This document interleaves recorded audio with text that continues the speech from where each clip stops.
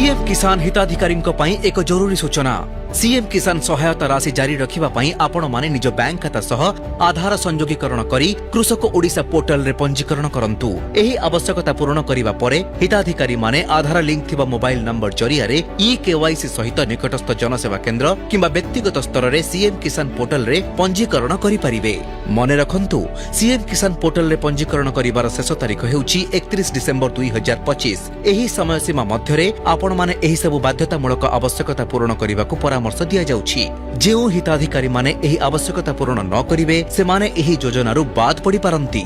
तेणु हिताधिकारी माने अधिक जानिबा पई निकटस्थ कृषि अधिकारी को जोगाजोग करंतु किंबा कृषि समृद्धि हेल्पलाइन नंबर 155333 रे कॉल करंतु। ओडिशा सरकारक कृषि और कृषक सशक्तिकरण विभाग पक्षरु जनहित रे जारी।